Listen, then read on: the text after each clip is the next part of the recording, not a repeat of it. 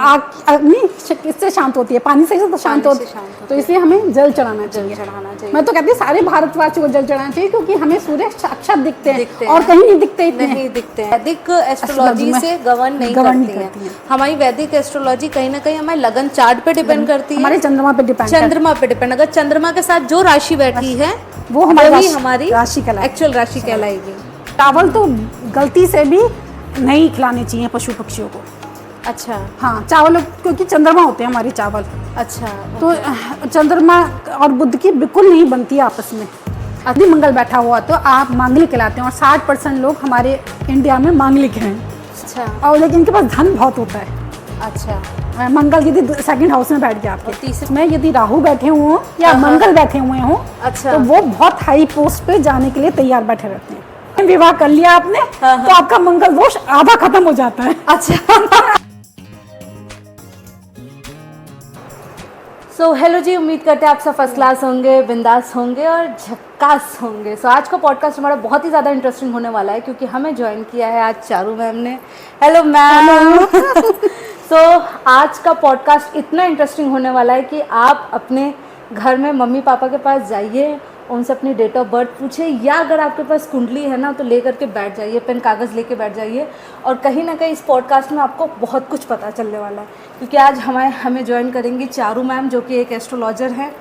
सो आपको एस्ट्रोलॉजी से रिलेटेड अगर थोड़ा बहुत भी इंटरेस्ट है ना, तो आपको ये पॉडकास्ट बहुत मज़ा देने वाला है। तो चलिए शुरू करते हैं अपना पॉडकास्ट। सो चारू मैम, कैसे हैं आप? पहले तो ये बताइए। बढ़िया। सो पहले तो मैं यही जानना चाहूँगी, ये सब्जेक्ट मेरे लिए बड़ा इंटरेस्टिंग है, एस्ट्रोलॉजी मुझे बहुत पसंद है।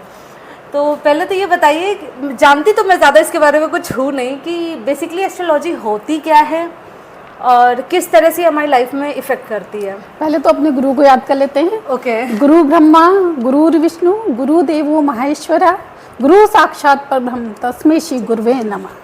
क्योंकि गुरु से ही जो ज्ञान मिला है वो ही हमारा आगे बढ़ता रहता है। करेक्ट। तो स्टार्स हमारे मतलब जीवन में हमें बहुत अच्छी तरीके से प्रभावित करते हैं। अच्छा। हैं तो हमारे से ये बहुत डिस्टेंस में, लेकिन इनकी तरंगे या रेस कह लो जो हमारे को इफेक्ट करती हैं। जैसे मून इक्लिप्स होता है, सोलर इक्लिप्स होता है, तो उसको सभी मानते हैं कि उस समय ऐसी हमारी रेज निकलती हैं जो हमारे को नकारात्मक नेगेटिव एनर्जी प्रोड्यूस करती हैं। तो इसलिए हमें क्या कहते हैं, इनका स्टार्स का तो, और सूर्य और चंद्रमा हमारे प्रत्यक्ष देवता हैं, जिनको हम साक्षात अपनी आंखों से अपनी आंखों से देख सकते हैं। तो इसलिए हमें सूर्य को जल भी चढ़ाना चाहिए, उन्हें नमस्कार भी करना चाहिए। जब भी हमें दिखे उन्हें नमस्कार करनी चाहिए और अपनी गलतियों की माफ़ी मांगनी चाहिए। क्योंकि सूर्य और चंद्रमा हमारे पितरों के लिए भी माने जाते हैं। तो हमने जो हमारे पितरों से गलती हुई या हमसे जो गलती हो रही है या हम गलती करके आए हैं, उनकी हमें माफ़ी मांगते रहना चाहिए। और कितने तरह के स्टार्स होते हैं मैम? बेसिकली 9 तरीके के स्टार्स होते हैं।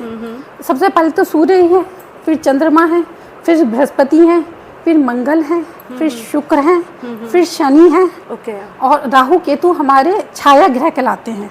अच्छा। लेकिन इनका भी हमारे जीवन में पूरा इफेक्ट पड़ता है। जितना ये बाकी ये तो मतलब समझो 80% दे रहे हैं, तो 10% राहु और केतु का भी इफेक्ट होता है हमारे शरीर में। तो लेकिन हमें मतलब राहु केतु की भी मतलब प्रार्थना करनी चाहिए, क्योंकि राहु केतु का इतना बड़ा हमारे ऊपर पड़ जाता है। यदि चंद्रमा और केतु मिल जाए तो हमें मेंटली डिस्टर्ब कर देते हैं। और राहु क्योंकि ग्रहण लगाते हैं, राहु और सूर्य मिल जाते हैं तब भी हमें ग्रहण लग जाते हैं, तब भी हमें जीवन में बहुत सारी प्रॉब्लम्स आती रहती हैं। तो इनसे तो हमें मतलब ये हम छाया ग्रह हैं, लेकिन फिर भी इनका इफेक्ट काफ़ी अच्छा पड़ता है, क्योंकि ये सूर्य और चंद्रमा को ही ग्रहण लगाते हैं राहु केतु। सो मैम, जो राहु केतु की स्टोरी है ना, काफ़ी ज़्यादा इंटरेस्टिंग है, बट इसका सही आंसर आप दे सकते हो, क्योंकि उतना नॉलेज मुझे नहीं है। तो थोड़ा सा इस स्टोरी के बारे में बताइए प्लीज। जब हमारे यहाँ समुद्र मंथन हो रहा था, उसमें 14 वस्तुएं निकली थी, उसमें एक अमृत कलश भी निकला था। अच्छा। तो वो तो 14 वस्तुएं बांट दी गई सबको। तो लेकिन अमृत कलश के लिए ये हुआ कि राक्षसों ने कहा हमें भी चाहिए अमृत, तो हमें भी पीना है। तो विष्णु जी ने मोहिनी रूप धारण करके, जिससे राक्षस लोग उन पे मोहित हो गए, कुछ नहीं बोल सकते थे। तो फिर उन्हें देवताओं को बांटना शुरू करा। तो वहाँ पे स्वर्ण भानु नाम का एक राक्षस था। ओके। उसे समझ में आ गया कि ये हमारे साथ कुछ चालबाजी हो रही है। तो उन्होंने फिर अपना देवता रूप धारण करके उनकी राशि उनकी तरह आ गए, बैठ गए उनकी लाइन में बैठ गए।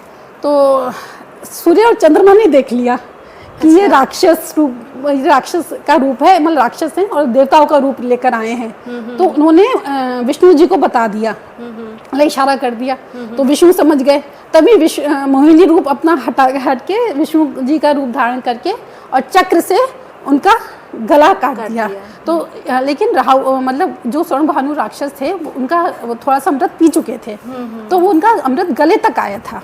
तो जब उन्होंने वो काटा, उनका गर्दन काटी, तो ऊपर तो राहु जो मुंह था वो तो राहु बन गए और जो धड़ था वो केतु बन गए।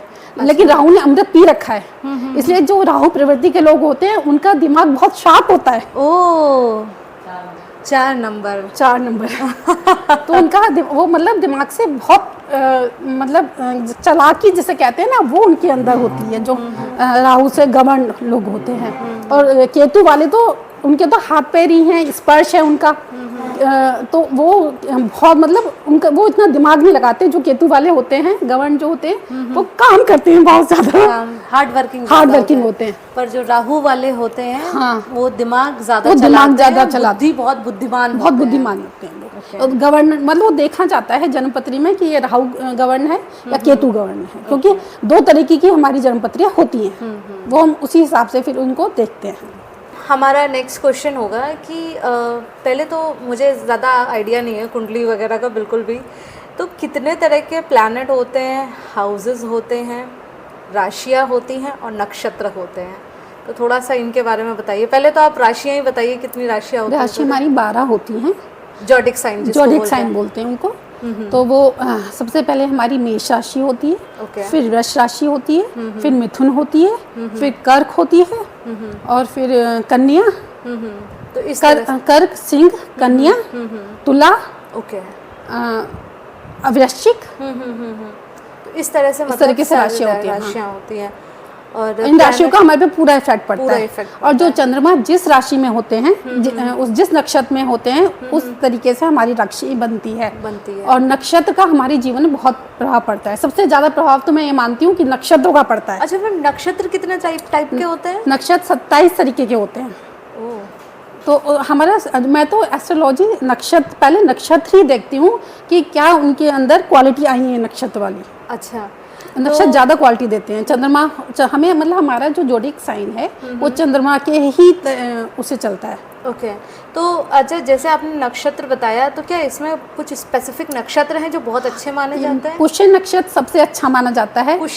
पुष्य, अच्छा। रवि पुष्य, गुरु पुष्य योग आते हैं ना, वो नक्षत्र हमारे सबसे अच्छा माना जाता है। उसमें जातक को सारी चीज़ें बहुत इजीली मिल जाती हैं। अच्छा। उसको ज़्यादा हार्डवर्क नहीं करना पड़ता। और जैसे ज्येष्ठ नक्षत्र है, उसमें जातक ज्येष्ठ ना होते हुए भी वो सारी आपके घर की जिम्मेदारी निभाएगा। वैसे तो ज़्यादातर ज्येष्ठ ही होते हैं, जो बड़ा पुत्र होता है या पुत्री होती है वो ही होते हैं, लेकिन बाई चांस वो छोटे बन गए लेकिन ज्येष्ठ नक्षत्र पैदा हो गए तो आपके घर की जिम्मेदारी सारी वो ही निभाएंगे। अच्छा। एक आर्द्र नक्षत्र होता है, आर्द्र नक्षत्र वाले बहुत इमोशनल होते हैं, जो इनसे बातें करते करते वो रो देते हैं। तो आप अपना नक्षत्र कुंडली खोल के जरा देख लीजिए कि आपका नक्षत्र क्या है। मेरा स्वाति नक्षत्र है। आपका स्वाति नक्षत्र। स्वाति मीन्स प्योर बूंद। ओके। स्वाति एक ही बूंद जो होती है, मोती की बूंद, वो स्वाति नक्षत्र कहलाता है। ओके, मुझे तो अपना पता ही नहीं है। मैं हमको अभी थोड़ी देर में अपनी कुंडली दिखाऊंगी। दिखा लीजिएगा। और तो ये आपने बताया। उसके बाद हम लगन हाउसेस 12 हाउसेस होते हैं। तो सूर्य चंद्र को एक हाउस मिला हुआ है। और भी जो हमारे प्लैनेट्स हैं सबको 2 हाउस मिले हुए हैं। अच्छा। मंगल को 2 हैं, बृहस्पति को 2 हैं, शनि को 2 हैं, अच्छा, शुक्र को 2 हैं, शनि को 2 हाउस मिले हुए। तो अभी ये थोड़ा सा आपको थोड़ा सा ट्रिकी लगेगा, पर अभी इसको थोड़ा सा और डिटेल में लेके जाते हैं। मैम, लगन जो कुंडली में जो वो आपका ट्रायंगल बनता है, लगन, उसको लगन चार्ट बोलते हैं। लगन ही कोई भी चार्ट बनता है वो इसी तरीके से बनता है। अच्छा, तो कोई भी चार्ट भी हमारे बहुत तरीके के होते हैं, काफ़ी तरीके के होते हैं। एक तो मैं तो ज़्यादातर वर्ष फल पे भी ध्यान देती हूँ कि समय वर्ष फल में कौन सी दशा आ रही है, कौन सी चल रही है, तो उसका भी जातक पे बहुत इफेक्ट पड़ता है। ओके। तो अगर हमको कुछ कुंडली में जो सबसे इम्पोर्टेंट देखना है, अगर हम लगन चार्ट देख लें, लगन देख लें, फिर उसके बाद जो हमारे क्वेश्चंस जो मेरे से पुट ऑन होते हैं, उसमें फिर मैं वर्षफल में देखती हूँ कि वर्षफल में आपको क्या प्रॉमिस दे रहे हैं। प्रॉमिस दे रहे हैं, ओके ओके। तो मैम आप लगभग कितनी कुंडलियाँ देख लेते हो वीक में? वीक में मैं 3-4 देख लेती हूँ। वीक में 3-4 कुंडली देख क्योंकि मुझे टाइम लगता है, क्योंकि पहले मैं नक्शा देखती हूँ, फिर मैं ये देखती हूँ कौन सा प्लैनेट कहाँ बैठा हुआ है, किस हाउस में बैठा हुआ है, और कि वो क्या प्रॉमिस दे रहा है। ओके। तो मुझे टाइम लगता है थोड़ा सा ज़्यादा। Okay okay.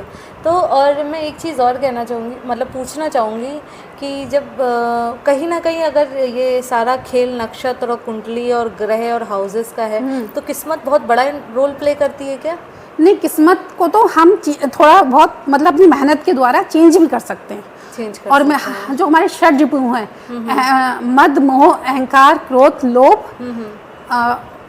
ईर्ष्या, यदि हम उनसे ऊपर उठ जाते हैं तो हम संत के उसमें आ जाते हैं, तो हम पे कोई ग्रह इफेक्ट नहीं करेगा। अच्छा। हाँ, मतलब मनुष्य जो संत कहलाते हैं, तो यदि वो 6 रिपुओं से दूर हो जाएं, तो इफेक्ट इनको कंट्रोल कर लें, अगर कंट्रोल कर लें, तो फिर जो है हम मतलब नक्षत्र और ग्रह कोई परेशान नहीं कर सकते। नहीं कर सकता है। हाँ सही बात है, अगर आपने अपने गुस्से पे कंट्रोल कर लिया, ईर्ष्या, लोभ पे कंट्रोल कर लिया, तो सही बात है, ये आपको काम, क्रोध, मोह, लोभ कैसे इफेक्ट करेंगे, फिर कैसे इफेक्ट करेंगे हमारे को। ये करते ही इसलिए, और शनि जो हमारे आते हैं 7.5 के थ्रू, तो वो हमारे 30 साल का लेखा जोखा लेकर आते हैं, और शनि न्यायाधीश होते हैं, जो न्याय देने आते हैं। उसके बाद हम मतलब 7.5 साल की 7.5 झेल कर हम सॉफ्ट हो जाते हैं।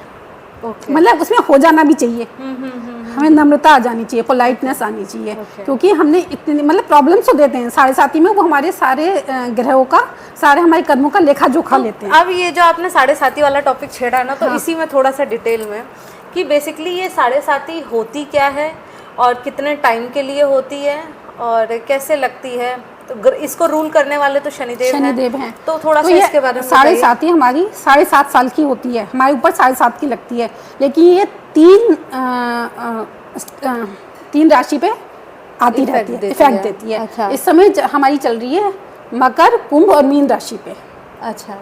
तो ये मतलब हमारे जो भी हमने 30 साल तक जो भी हमने गलत कर्म किए, उनका या अच्छे कर्म किए तो ये अच्छा भी फल दे देती है, और गलत कर्म किए तो गलत कर्मों का हमारा न्यायाधीश है, तो ये हमारे को मतलब अच्छी तरीके से दंड देते हैं। न्यायाधीश दंड देने वाले होते हैं ना, तो दंड देते हैं। अच्छा। और हम ज़्यादातर हम लोगों पे हर 30 साल बाद वो आती है, तो 3 7.5 कहा जाता है, आ जाती हैं। अच्छा। तो पढ़ाई पे विघ्न डालती है। अच्छा। सेकंड वाली धन पे डालती है, और थर्ड वाली हमारे स्वास्थ्य पे डालती है। अच्छा। 30 साल में पूरा 12 ग्रह राशि पे चलते हैं, शनि बहुत धीरे धीरे चलते हैं, तो 30 साल में वो पूरा चक्कर लगा पाते हैं। सूर्य का चक्कर पाते हैं 12 राशियों का। अच्छा। हाँ, 12 राशियों पे 2.5 साल चल के 30 साल में वो पूरी राशि पूरी करते हैं, 12 राशि पूरी करते हैं। अच्छा। और तो ये जब ये जो 7.5 वाला बताया, तो मतलब ये जैसे 7.5 साल हो जाएंगे, फिर ये हमसे चले जाएंगे क्या हमारी राशि में? हाँ, फिर मतलब ये हमें दंड देके दूसरी राशि में चले जाते हैं, उतर जाती है। फिर हमारे पहले हमारे सिर पे आती है, फिर हमारे पेट पे आती है, फिर हमारे पैरों पे आती है। अच्छा। तो ये इसी हिसाब से काम करते हैं शनिदेव। अच्छा। पहले तो हमारी बुद्धि खराब करते हैं, जिससे बुद्धि खराब होती है तो हमें परेशानियां आती हैं, फिर हमारे पेट को खराब करते हैं, फिर हमारे पैरों में परेशानी आती है, एक्सीडेंट भी देते हैं, मतलब बहुत कुछ दे देते हैं। तो ये इंसान की कुंडली में कितनी बार आता है, ऐसा कुछ है क्या? 3 बार आती है कि इसके जन्म लेने पे, मतलब 30 साल में आती है, तो 3 बार आ सकती है, मतलब क्योंकि एज के हिसाब से डिपेंड करता है ना। वैसे तो शुरू में आ जाती है तो हमारी पढ़ाई पे फर्क डालती है, दूसरी बार आती है तो हमारे धन हानि करती है, तीसरी बार आती है तो हमारे स्वास्थ्य को खराब करती है। अच्छा। ओके। है जो हमारा जो संसार चल रहा है वो 12 हाउस के ऊपर ही चल रहा है मेन तो। अच्छा। मेन हमारा जो फर्स्ट हाउस होता है उसको हम लगन बोलते हैं, वो हम स्वयं होते हैं। अच्छा। वो हमारा स्वास्थ्य, मस्तिष्क, हमारी जो हमारा करैक्टर कैसा होगा, और हमारी हम किस तरीके के किस तरीके के हम देखे जाएंगे, वो हमारा फर्स्ट हाउस पे डिपेंड करता मतलब है। हम किस तरह से दिखेंगे, हमारे कैरेक्टरिस्टिक क्या होगी, स्किन कैसी होगी, हाइट कैसी होगी, वो कहीं ना कहीं फर्स्ट हाउस देता है। Okay, interesting. तो दूसरा हाउस सेकंड हाउस हमारा वाणी का है, धन का है और परिवार कुटुंब का है। अच्छा, तो एक मैं चीज़ ये बताना चाहती हूँ कि आप जितना झूठ बोलेंगे ना उतने धन का नाश होगा। वाणी होती है हमारी।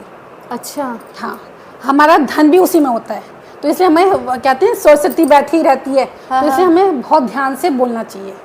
अच्छा, ध्यान पूर्वक बोलना चाहिए, क्योंकि यदि हम ज़्यादा झूठ बोलते हैं तो हमारे उसके पास धन की कमी हमेशा बनी रहेगी उस व्यक्ति के पास। ओके, तो हमें झूठ नहीं बोलना है। मतलब हाँ, कभी हो सकता है बाई चांस, क्योंकि Business कलयुग में वगैरह में होता है कि कलयुग झूठ में रह बोलना रहे पड़ता है। हैं तो झूठ बोलना पड़ता है, लेकिन उससे हमारे को धन की कमी बनती है।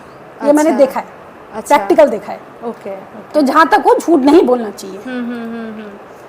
तो सेकंड हाउस कहीं ना कहीं परिवार का, कुटुंब का भी होता है। कुटुंब का उससे हम परिवार, मतलब वो हमें ये दिखाता है कि हम परिवार में हमारा मेलजोल कैसा है। अच्छा, और तीसरा हाउस होता है हमारे सिबलिंग होते हैं, हमारे छोटे भाई बहन। ओके, ओके, छोटे भाई बहन होते हैं और वो हमारा क्या कहते हैं, पराक्रम का भाव है। यदि उसमें मंगल बैठ जाए ना तो हमारे को इतना पराक्रम बना देगा, हम किसी से भी लड़ लेंगे। अच्छा, क्योंकि मंगल का स्वभाव ही पराक्रमी है, साहसी है। हमें बहुत साहसी, एडवेंचरस बना देगा यदि मंगल थर्ड हाउस में बैठ जाए और अपनी राशि का बैठ जाए।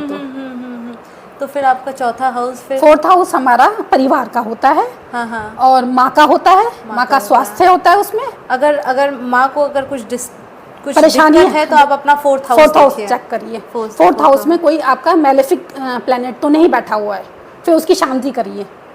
अच्छा, ओके, शांति हम पूजा पाठ से, आराधना से ही कर सकते हैं। और हमारे जो 108 माला होती है, जैसे 12 हमारे प्लैनेट्स, 12 हमारे ग्रह होते हैं और 9 प्लैनेट्स होते हैं, तो 108 का हमारा माला होती है, तो उसको 108 बार हमें माला करके हम उस ग्रह की शांति कर सकते हैं। ओके।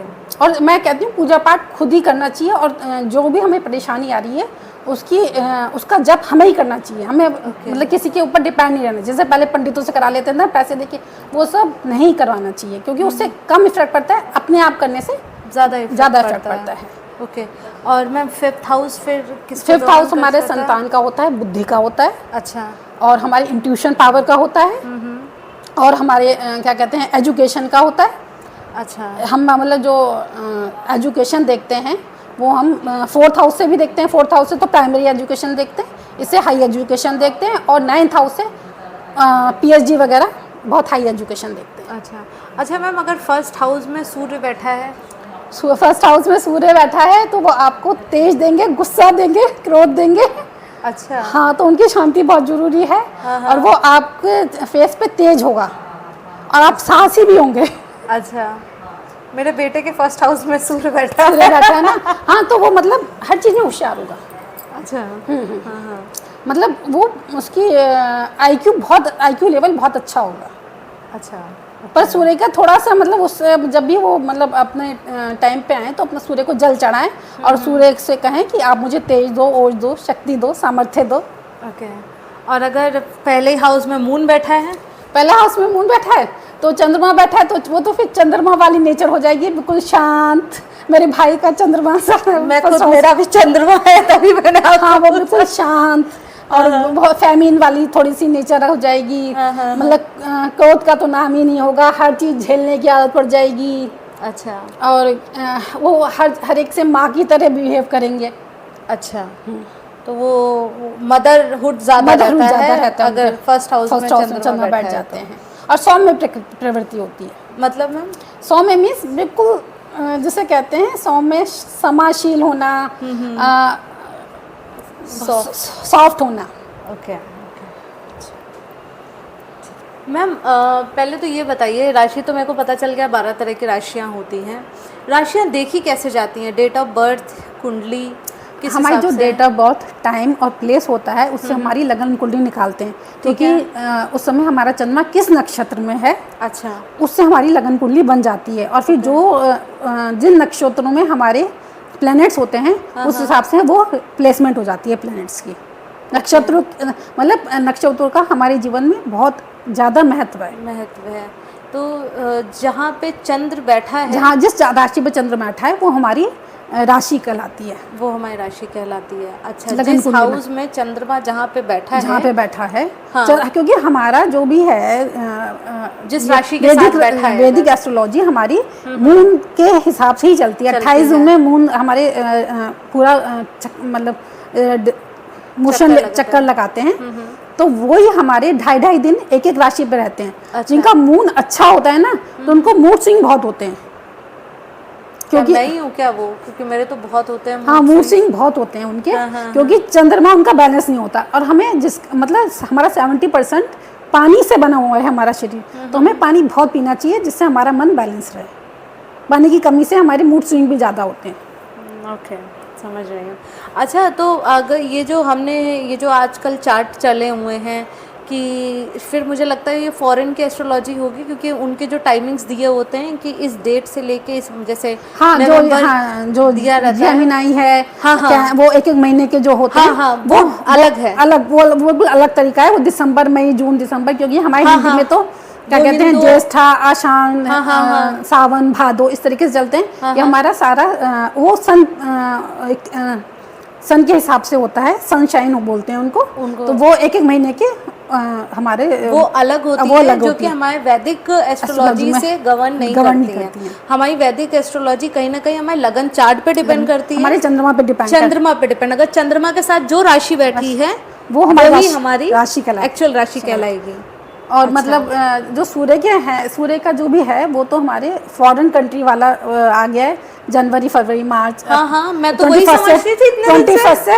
21 जनवरी से 21 फरवरी तक, 21 फरवरी से 21 मार्च तक चेंज होते रहते हैं वो। अच्छा, तो मैम पहले तो यही बताइए कि पहली राशि क्या होती है? पहली हमारी मेष राशि होती है। अच्छा, कैसे होते हैं इस टाइप के लोग? इस टाइप के लोग होते हैं, साहसी होते हैं, पराक्रमी होते हैं, बहुत मेहनती होते हैं, थोड़ा गुस्सा भी ज़्यादा होता है क्योंकि इसको गवर्न मंगल करता है इस राशि को। साइन मेष कैसा? मेष मीन्स मेड़ा। अच्छा, मेड़ा, ओके, मेड़ा बोलते हैं इसको। तो एक जानवर होता है, एक टाइप का वो। सारी हमारी राशियाँ इसी मतलब उनके साइन भी साथ में दे रखे हैं। अच्छा। तो वो साइन भी डिनोट करते हैं कि हम किस तरीके के होंगे। मतलब काफी इफेक्ट आता है, ऐसा नहीं है कि पूरा इफेक्ट आ जाए, कोई किस तरीके का होता है। मतलब वो तो हमारा पूरा चार्ट हमें लगन कुंडली वाली बताती है कि हम किस तरीके के होंगे। अच्छा, दूसरी राशि कौन सी होती है? दूसरी आती है वृष राशि, बैल। उसके होते हैं शुक्र होते हैं वैसे तो देवता, वो हमें सारी लग्जरी देते हैं। अच्छा, वृष राशि, लेकिन वो बैल की तरह मेहनत करते हैं। बैल, वृष मीन्स बैल, वो बैल की तरह मेहनत करते हैं, लेकिन उनको पूरी लग्जरी मिलती है। शुक्र उनको पूरी लग्जरी देते हैं यदि शुभ हैं। जन्मपत्री में आपकी लगन कुंडली में शुभ है। तो क्योंकि हर कोई प्लैनेट भी शुभ नहीं होता हमारी जन्मपत्री में। वो देखा जाता है कि ये शुभ प्लैनेट, मतलब वैसे तो वो शुभ हैं, लेकिन यदि वो शुभ राशि पे नहीं बैठे हुए, शुभ भाव में नहीं बैठे हुए, तो थोड़ा सा वो फिर मैलेफिक में बैठे हुए, तो थोड़ा सा उसका प्रॉब्लम देते हैं। तो तीसरी राशि हमारी मिथुन राशि है। अच्छा। जो क्या कहते हैं, थोड़ी सी डिप्लोमेटिक होती है, क्योंकि डबल पर्सनालिटी डिप्लोमेटिक होते हैं वो। अच्छा। वैसे तो व्यापार के लिए बहुत अच्छी होती है, बिजनेस के लिए बहुत अच्छी होती है, कि बुध इसके देवता हैं। लेकिन क्या कहते हैं, बुध को भी देखा जाता है फिर लगन चार्ट में आपके कैसे बुध बैठे हुए हैं। तो लेकिन ये वैसे ये फिर शार्प माइंडेड होते हैं, क्योंकि इन्हें व्यापार की बुद्धि होती है। अच्छा, बुध इनके देवता होते हैं। और फिर हमारी चौथी राशि क्या होती है? चौथी हमारी कैंसर होती है, कर्क राशि। कर्क राशि वालों का गवर्न करते हैं चंद्रमा। तो कर्क राशि वालों को हर 2.5 दिन में मूड स्विंग होते रहते हैं। चंद्रमा मतलब, और कैंसर बोलते हैं थोड़े केकड़े के टाइप होते हैं। मतलब किसी को भी कुछ भी बोल देते हैं। अच्छा। बोलने में भी ये सोचते नहीं है कि हमें बोलना चाहिए या नहीं बोलना चाहिए। कैंसर जिनका जोडिएक होता है तो बोलने से पहले सोचते नहीं है। पर वैसे वो इमोशनली होते हैं, क्योंकि चंद्रमा उनका वो होता है जोडिएक साइन, तो वो थोड़ा सा मतलब। तो ऐसे लोगों को क्या करना चाहिए फिर? ऐसे लोगों को तो इनके अंदर ज़्यादातर आप देखना पानी की कमी रहती है, बहुत कम पानी पीते हैं ये। अच्छा। हाँ, जब ये इनका पानी का कोटा पूरा हो जाता है तो शांत हो जाते हैं। अच्छा, ओके। तो आप नोट करते रहिए, अगर आपका साइन है तो आपको पानी ज़्यादा पीना है। पानी ज़्यादा पीना। अच्छा, तो मैम पांचवी राशि हमारी क्या होती है? पांचवी राशि होती है सिंह, लियो, शेर। तो ये क्या मैंने सुना है बहुत पावरफुल होती है? बहुत पावरफुल होते हैं, और ये मतलब धारते हैं। अच्छा। मतलब यदि सूर्य हमारा अच्छी जगह बैठा हुआ है, रिप्लेसमेंट बहुत अच्छी है, तो ये मतलब सबको गवर्न भी करेंगे हाँ। और डोमिनेटिंग भी होंगे और क्या कहते हैं ये पावरफुल भी होंगे। पावरफुल होंगे। तो इनके लिए कोई उपाय? सूर्य को जल चढ़ाएं, सूर्य से माफ़ी मांगे, जो भी गलती हो गई हो वो हमें माफ़ करें। और हम ये परिवार को मतलब इनके परिवार बहुत इनको झेलता है। अच्छा, झेलता है लियो वालों को। हाँ। तो क्यों? इनको ऐसा ये क्यों? ये मतलब हर चीज Dominating डोमिनेटिंग होते हैं ना, हाँ, हर चीज में अपनी अपनी चलाते हैं। तो अच्छा। हर कोई इनसे परेशान रहता है। अच्छा, और धारते हैं ये बैठ के। हाँ। तो मतलब मेरे कहने तो आपका कहने मतलब है कि लियो वाले डोमिनेटिंग होते हैं तो थोड़ा सा वो डोमिनेशन कम कम रखें, करें, जिससे कि उनका परिवार वाले ज्यादा दुखी ना हो, दुखी ना रहे। उनसे दुखी ना रहे। तो मैम हमने 5 राशियां करी, तो अभी मैं आपको जानना चाहूँगी जो हमारी 6वीं राशि है, पहले बात तो क्या है और इस मतलब क्या कैरेक्टरिस्टिक्स होती है इस टाइप के लोगों ये के? कन्या राशि है, विर्गो बोलते हैं इसको। हाँ। तो ये इसके कैरेक्टरिस्टिक्स मेन होता है, इसमें फेमिनिन गुण ज्यादा होते हैं। कन्या अच्छा। और वो भी छोटी कन्या, बड़ी अच्छा। बड़े नहीं। बहुत ये नहीं सोचो कि आप बहुत समझदारी है, बहुत होशियार हैं, बहुत ही पोलाइट होंगे, बहुत ही मतलब जैसे कहो वैसे कर लेंगे। काफ़ी कुछ यदि उनके में बुध का रिप्लेसमेंट अच्छा है। अच्छा, प्लेसमेंट के हिसाब से भी होता है। हाँ। बुध और इसको गवर्न करते हैं, बुध गवर्न करते हैं, बुध गवर्न करते हैं। हाँ। और कन्या राशि में थोड़े से बुध खराब इफेक्ट भी दे देते हैं। अच्छा। मिथुन राशि में तो अच्छे इफेक्ट देते हैं, इसमें कन्या राशि में थोड़े से खराब इफेक्ट दे देते हैं। और वो फिर आप ये देखो कि बुध हमारे बैठे कहाँ हैं, वो वहाँ पे थोड़ी सी परेशानी देती हैं जहाँ जिस राशि में बैठे हुए होते हैं, जिस घर में बैठे हुए होते हैं। ऐसे जातक को क्या करना चाहिए? ऐसे जातों को पेड़ पौधों के समीप रहना चाहिए। बुध हमारे क्या है, हरी जो वस्तुएं हैं वो सारी हमारी बुध कहलाती हैं। तो हमें क्या कहते हैं, पशु पक्षी भी हमारे बुध कहलाते हैं। तो हमें हरी मूंग की दाल जो होती है मंगलवार को भिगो और बुध को उनको जमीन पे डालनी होती है, हमें अपनी छत पे नहीं देनी होती। अच्छा, बहुत से लोग गलत करते हैं। खाना चाहिए हरी खा सकते हैं, तो थोड़ी सी खाओ जिससे आपका थोड़ा बुध मतलब अच्छा रहता है। बहुत ज़्यादा नहीं खानी चाहिए बुध की, जब यदि आपका कन्या है, कन्या में बुध है तो। लेकिन आप थोड़ी सी खाओ और थोड़ी सी पशु पक्षियों को धरती पे मतलब मिट्टी पे डालो। अच्छा। क्यों अपने ऊपर छत पे कभी नहीं डालना चाहिए। और चावल तो गलती से भी नहीं खिलाने चाहिए पशु पक्षियों को। अच्छा। हाँ, चावल क्योंकि चंद्रमा होते हैं हमारे चावल। अच्छा। तो चंद्रमा और बुध की बिल्कुल नहीं बनती है आपस में। अच्छा। ये मतलब नैसर्गिक शत्रु होते हैं। अच्छा, ओके। हाँ, तो हमारे जो बुध होते हैं वो पशु पक्षी होते हैं। हाँ। तो चंद्रमा इनको मतलब परेशानी देते हैं हमारे। अच्छा, ओके। बुध तो और बुध हमारी बुद्धि भी होती है। ओके। तो इसके बाद हमारी कौन सी राशि आती है? उसके बाद हमारी आती है तुला राशि। अच्छा। लिब्रा। तुला राशि वाले जातक बैलेंस कर सारी जिंदगी बैलेंस में ही निकाल देते हैं। तोल मोल में ही निकाल देते हैं वो सारी जिंदगी, कि मतलब हम किसी के संग गलत नहीं करें, किसी के संग गलत नहीं कर पाए, मतलब उनकी जिंदगी सारी तोल मोल में ही निकलती है। और क्या करना चाहिए ऐसे लोगों को? तुला राशि वालों को तो क्या कहते हैं, शुक्र की पूजा करनी चाहिए, क्योंकि इसके देवता शुक्र हैं। और शुक्र इनको वैसे सारी विलासिता देते हैं, ऐसी बात नहीं है। और इनको फेस भी इनका बहुत अच्छा देते हैं शुक्र। लेकिन हमें शुक्र की मतलब पूजा करनी चाहिए। मेन बात है, हम पूजा से ही अपने स्टार्स को आराधना करके ही इनकी शांति करनी चाहिए। ओके, ठीक है। इसके बाद हमारी कौन सी राशि? वृश्चिक राशि आती है। वृश्चिक राशि में हमारे चंद्रमा नीच के हो जाते हैं। अच्छा। बहुत मन खराब रहता है, क्योंकि मंगल की राशि होती है, 8 नंबर की राशि होती है। अच्छा। और 8 नंबर वैसे तो मतलब यदि न्यूमरोलॉजी के हिसाब से हमारे शनि का भी नंबर होता है। अच्छा। हाँ, तो ये मतलब इस राशि वाले वृश्चिक राशि वाले को तो जब क्या कहते हैं, इसमें चंद्रमा ही नीच के हो जाते हैं और आपकी राशि भी वृश्चिक हो रही है, तो इनको मन से बहुत परेशान रहते हैं। इनको तो मतलब चंद्रमा की बहुत आराधना करनी चाहिए, काफ़ी ज़्यादा आराधना करनी चाहिए। क्योंकि इसके होते हैं वैसे तो गवर्न करते हैं मंगल। तो मंगल तो कहते हैं कि तुम पुरुषार्थ करो, साहसी बनो, पराक्रमी बनो। लेकिन चंद्रमा इन पे बैठे हुए होते हैं वृश्चिक राशि पे, तो वो कहते हैं सौम्य बनो, सरल बनो। तो दोनों में बहुत कॉन्फ्लिक्ट रहता है। तो इस वृश्चिक राशि वाले तो मतलब बहुत परेशान रहते हैं। तो ऐसे इनको बेचारों को क्या करना चाहिए? इनको बेचारे तो नहीं है, बेचारा तो कोई नहीं होता, क्योंकि सबको 9th हाउस दे रखा था जो हमारे भाग्य का हाउस होता है। तो इसलिए हम बेचारा तो जो इसमें पृथ्वी पे आए उसको कष्ट भी भोगने पड़ेंगे और उसको सारी विलासिता भी मिलती है, ऐसी बात नहीं है। तो इनको तो मतलब चंद्रमा की ही पूजा आराधना करनी चाहिए। अच्छा। और माँ को कुछ भी नहीं बोलना चाहिए कभी भी। माँ का बहुत ध्यान माँ का बहुत रखना ध्यान चाहिए। रखना चाहिए। अगर इस राशि के जातक हैं तो उनको अपनी माँ का विशेष और ध्यान माँ रखना से तो चाहिए। कहते हैं चरण छूने चाहिए और हम रोज आशीर्वाद लेना चाहिए माँ से। तो अच्छा, अब आती है हमारी 9 नंबर की 9 राशि, नंबर की जो कि धनु राशि मेरी है। धनु राशि आती है। धनु राशि के इसमें धनु राशि में धनुष बाण नहीं धनुष, अच्छा। धनुष होते हैं। और यदि इनका तो यह है कि वैसे तो इनको बृहस्पति गमन करते हैं, लेकिन धनुष का क्या काम होता है, बाढ़ चलाना। तो वैसे कम बाढ़ चलाते हैं क्योंकि इनके पास बाण नहीं होता।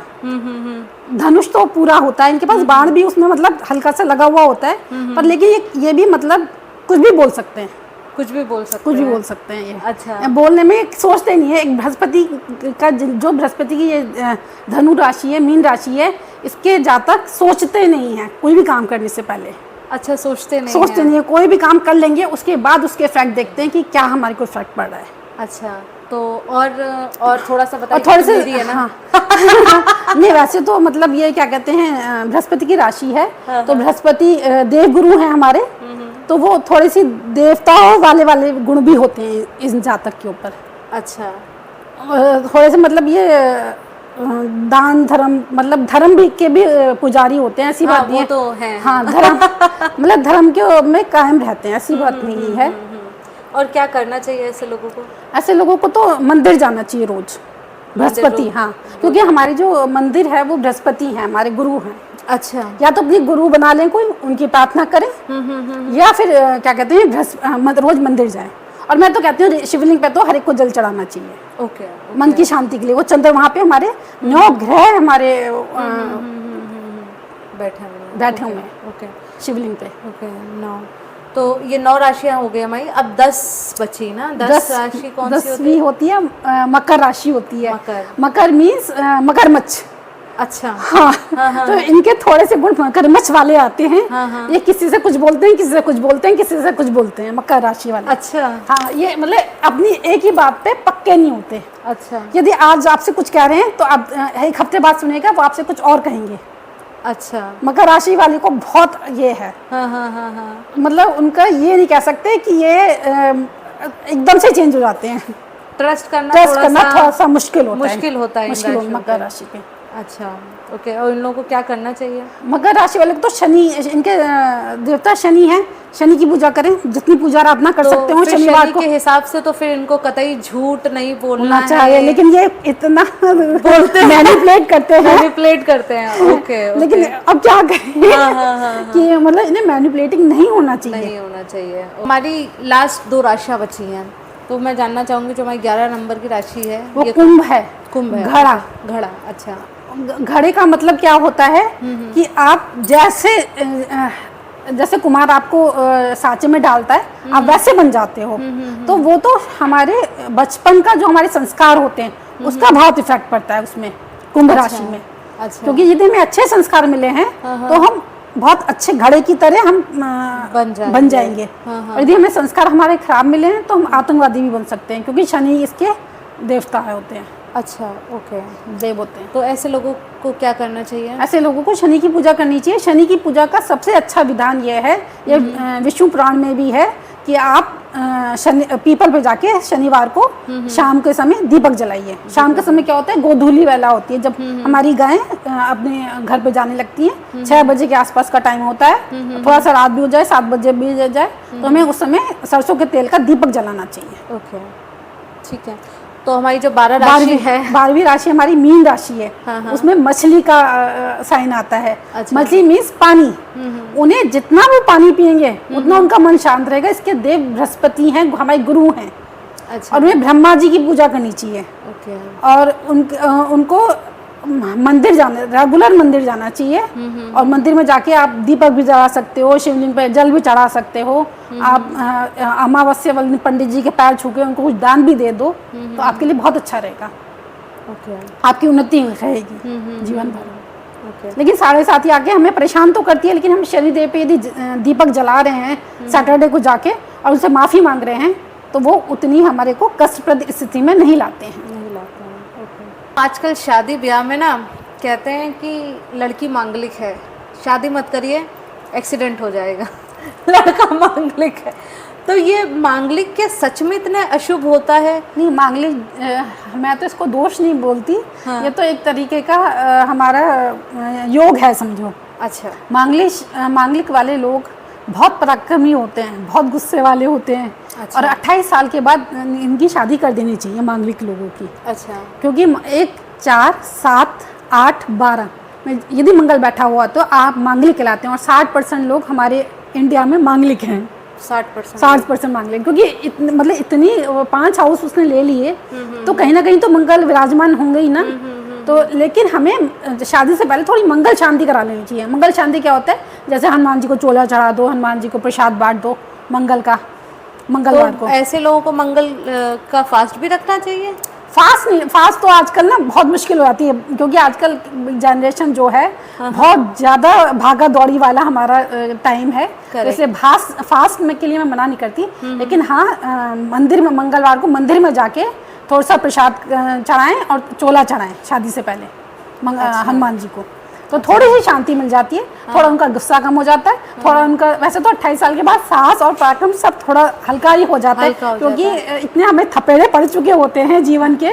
तो हम मतलब शांत हो जाते हैं उस हिसाब से। लेकिन यदि जल्दी शादी कर दो तो मतलब लड़ाई झगड़ा होता है मंगली लोगों में। मांगलिक तो कहते हैं मांगलिक की शादी हमेशा मांगलिक से ही करनी चाहिए? नहीं, वो तो देखा जाता है। वैसे 12th हाउस का मंगल दोष सबसे बड़ा मंगल दोष माना गया है। 12th हाउस में अगर मंगल बैठा हुआ है तो। अच्छा। और फर्स्ट हाउस में भी मंगल थोड़ा सा मतलब हमारे मस्तिष्क पे विराजमान रहते हैं, तो थोड़ा सा गुस्सा तेज होता है। अच्छा। और जो यदि हमारे सेकंड हाउस में मंगल होते हैं तो ज़्यादातर आपके डॉक्टर्स होंगे ना, सारे इनको चीरा फाड़ी करनी। अच्छा। और लेकिन इनके पास धन बहुत होता है। अच्छा। मंगल यदि सेकंड हाउस में बैठ गया आपके, तीसरे में अगर बैठा है तीसरा तो आपको पराक्रम, मैंने आपसे पहले ही बताया था, इतने पराक्रमी होते हैं ये, कहीं भी लड़ने झगड़ने को तैयार रहते हैं किसी से भी। अच्छा। इन्हें डर नहीं लगता। अच्छा। ये एडवेंचरस होते हैं। एडवेंचरस होते हैं। और अगर आपका मंगल फोर्थ में बैठा है तो फोर्थ में बैठा है तो ये थोड़ा सा परिवार में परेशानी देता है। वही परिवार में आप पूरे परिवार में सबको, माँ पे भी गुस्सा कर लोगे आप, सब पे गुस्सा कर लोगे यदि जरा सी आपको किसी की गलती नजर आई। अच्छा। इतना पराक्रम और साहसी बनाता है मंगल हमें। सेनापति हैं, लीडिंग इनकी नेचर होती है कि लीड करने वाली नेचर होती है। तो इनको थोड़ा सा मंगल, जिसको भी मंगली है तो उसे हर मंगलवार को जाके थोड़ा सा हनुमान जी को प्रसाद चढ़ाना चाहिए और शांति मांगना। मंगल का जो न्यूमरोलॉजी के हिसाब से नंबर है दैट इज 9 है। 9 है। हाँ, 9 है। अगर वो जातक जो 9 नंबर, जिनका मूलांक अगर 9 है, 18 है, 9 18 27। आप अपने डेट ऑफ बर्थ नोट करिए मैम, फिर से बताइए। 9 18 और 27 का यदि उनका बर्थ है तो वो थोड़े से मंगल के साइन में आते हैं। थोड़ा सा उनका स्वभाव होगा इस तरीके का। लेकिन मंगल की शांति बहुत ज्यादा नहीं ऐसी होती। आप पहले तो आपने बताया कि ये बहुत ज्यादा वो होते हैं डोमिनेटिंग है, हार्ड। सूर्य और मंगल डोमिनेशन देता है। अच्छा, तो ऐसे लोग काफी अच्छी अथॉरिटेटिव पोस्ट पे भी जा सकते हैं। हाँ, जा सकते हैं बिल्कुल। 10 का मंगल, 10 यदि 10 में राहु बैठा हो या मंगल बैठा हो तो वो तो मतलब बहुत अच्छी पोस्ट पे चले जाते हैं। बहुत अच्छी पोस्ट पे, हाई पोस्ट पे चलते हैं। फिर से रिपीट कर दीजिए वो वाला जो आपने बताया। 10th हाउस में यदि राहु बैठे हुए हो या मंगल बैठे हुए हो, अच्छा, तो वो बहुत हाई पोस्ट पे जाने के लिए तैयार बैठे रहते हैं। अच्छा, तो हाई पोस्ट में अपनी कुंडली निकाल करके देखिए आपका मंगल कहाँ बैठा हुआ है। और अगर मंगल आपका 5th हाउस में बैठा है, 5th हाउस में बैठा है मंगल, तो आपको यदि आपका अच्छा बैठा है तो आपको अच्छी संतान देगा। अच्छा।